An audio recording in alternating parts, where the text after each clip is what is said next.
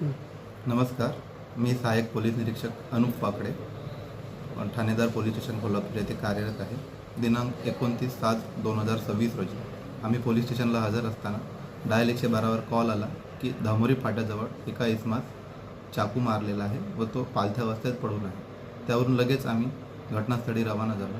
घटनास्थळी जाऊन पाहणी केलं असता इसम मृत झालेला होता. लगेच त्याबाबत वरिष्ठांना माहिती दिली.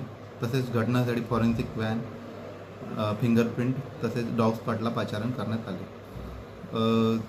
अज्ञात इसमाची काही तिथे जमा झालेल्या लोकांनी ओळख पटवली आणि तो वाठोडा शुक्लेश्वर येथील राहुल राजू रावेकर असल्याचं आम्हाला माहिती मिळाली.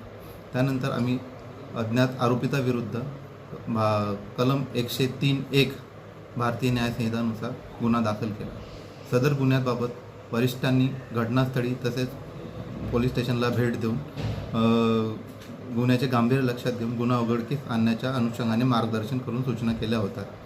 त्यानुसार गुन्ह्यामध्ये तांत्रिक पथकाकडून 6 ठिकाणी इंटरनेट व TSP संबंधित तांत्रिक माहितीचे विश्लेषण करण्यात येऊन सुमारे जवळपास 550 मोबाईल क्रमांकाचे तांत्रिक विश्लेषण करण्यात आले व त्यातून मिळालेल्या गोपनीय माहितीच्या आधारे संशयित आरोपीच्या हालचालीबाबत तपास करण्यात आला. तसेच घटनास्थळापासून ते अमरावतीपर्यंत जवळपास 61 CCTV फुटेजची तपासणी करण्यात आली. त्यामधून संशयित आरोपींच्या हालचाली व संशयास्पद माहिती काढण्यात आली. सदर गोपनीय माहितीच्या आणि CCTVच्या विश्लेषणावरून गुन्ह्यामध्ये विचारपूस करून गुन्ह्यामध्ये 3 आरोपितांना निष्पन्न करण्यात आले.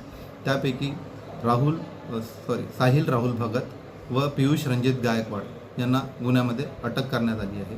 तसेच गुन्ह्यामधील फरार आरोपी दर्शन महल्ले याचा शोध पोलीस पथकाकडून घेण्यात येत आहे. सदर गुन्ह्यात सध्या तपासावर असून सदर गुन्ह्यात रस्त्याने येताना त्या राहुल रावेकर याच्या गाडीला आरोपींच्या गाडीचा कट लागल्याने त्यांच्यात आपसी भांडण झाल्याने त्यांनी चाकू मारल्याचे प्राथमिक तपासात निष्पन्न झालेले आहे. यानंतर आम्ही आरोपींना तात्काळ अटक करून मान्य न्यायालयात हजर केला असता मला दिनांक 10/8/2026 पर्यंत त्यांचा PCR मिळालेला होता.